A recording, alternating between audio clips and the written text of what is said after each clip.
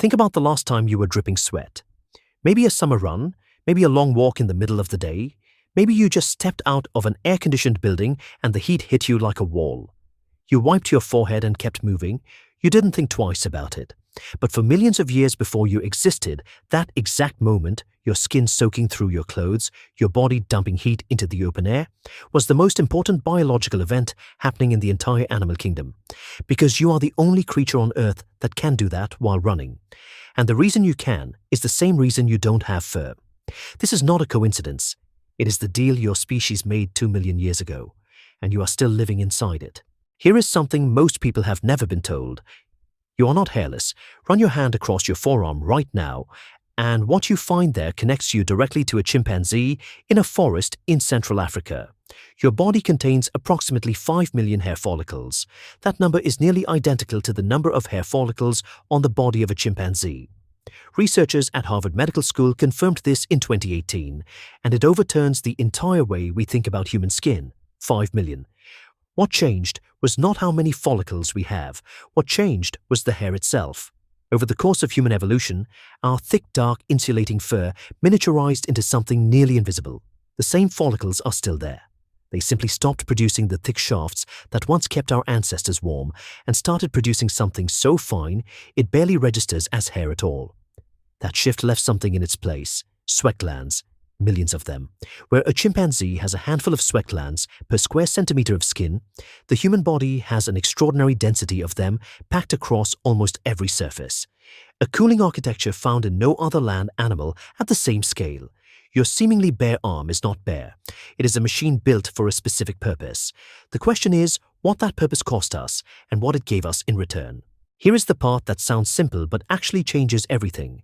We did not lose our fur by accident, we lost it because of our brain.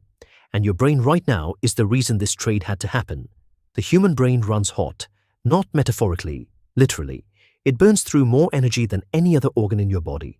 And when you push it hard during sustained physical effort, it generates serious heat.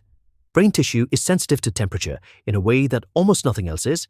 Even a small spike in core cranial temperature can begin breaking things down at the cellular level, and the damage is fast.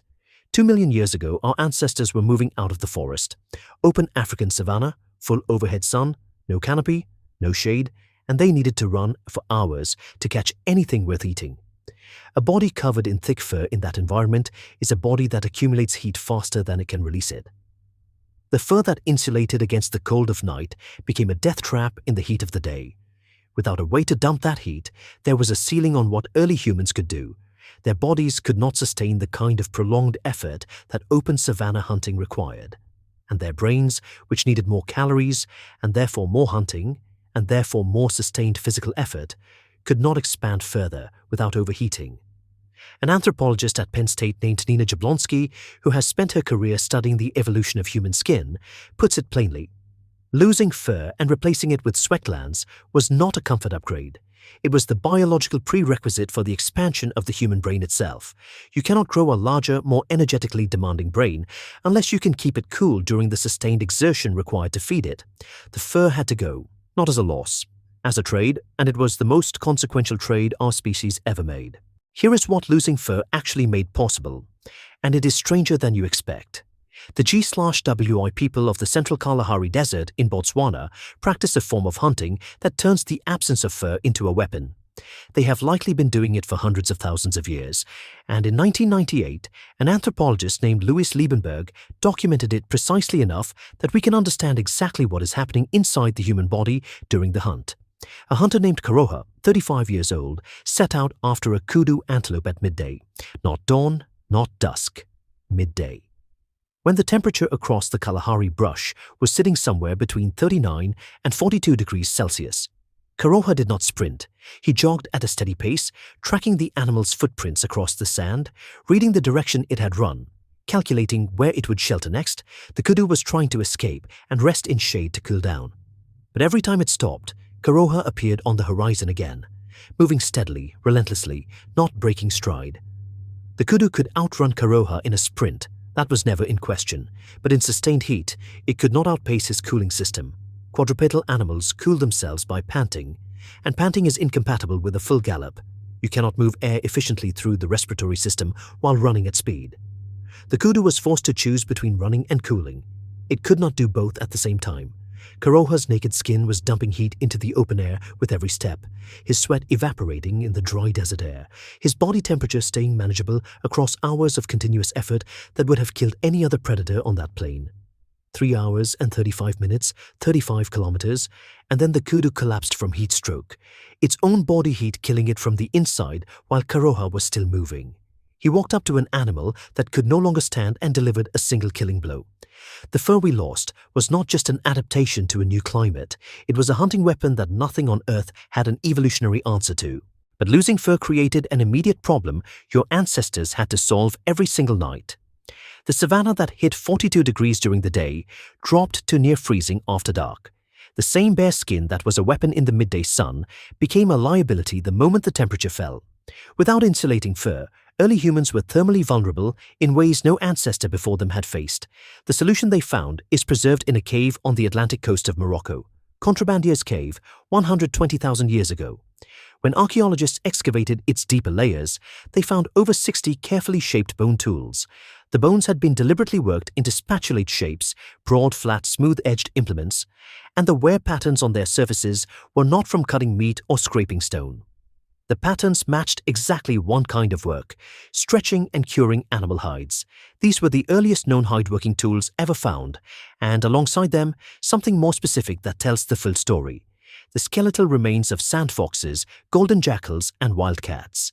These animals had been carefully processed, but the cut marks on their bones were not the marks of butchery for meat.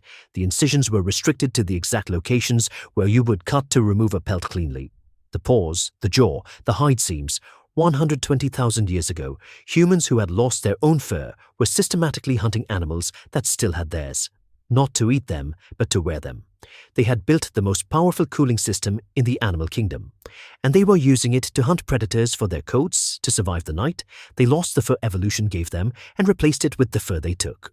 Here is the part of this story that science has only recently corrected, and it changes how you understand every human being you have ever looked at.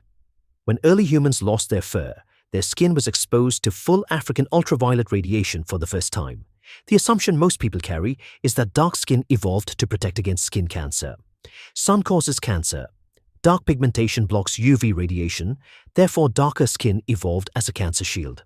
That assumption is wrong. Skin cancer almost always develops and kills after the reproductive years are over.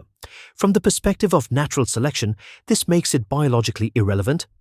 Evolution only selects for traits that keep organisms alive long enough to reproduce and raise offspring. A disease that kills you at 65 when you finished reproducing at 35 exerts virtually zero pressure on the gene pool. What dark skin actually evolved to protect was something entirely different. Folate. Folate is a B vitamin that circulates in the bloodstream and is critical for cellular development, particularly the formation of the neural tube in the first weeks of pregnancy. When intense ultraviolet radiation penetrates pale skin, it breaks down folate in the blood. A pregnant woman with severely depleted folate does not carry the pregnancy to term. The developing fetus does not form correctly. Dark skin evolved to shield the folate in the bloodstream of reproducing women from UV degradation, not to prevent cancer in elderly adults, to protect unborn children. The cancer-blocking properties of melanin are real, but they are a side effect, an accidental benefit of a system designed for a completely different purpose. The actual target was the fetus. The actual driver was reproduction, not disease prevention. Everything we thought we understood about why humans come in different shades is backward. The cooling system that replaced our fur was built for one specific way of living, moving, constantly, in heat, with skin exposed to open air. You are probably doing the opposite of that right now. Most modern humans sit indoors for 8 to 10 hours a day, in temperature-controlled environments, wearing tight fabrics that trap heat against the skin, in conditions that give the ancient cooling architecture almost nothing to do. The system evolved to run at full capacity during sustained effort under open sky. We have placed it in an office and asked it to manage air conditioning. And then there is the migration problem. Skin pigmentation evolved over hundreds of thousands of years to precisely match the ultraviolet radiation levels of a specific geographic region. Move that skin to a different latitude in a single generation, faster than natural selection can respond, and the mismatch becomes measurable in public health data.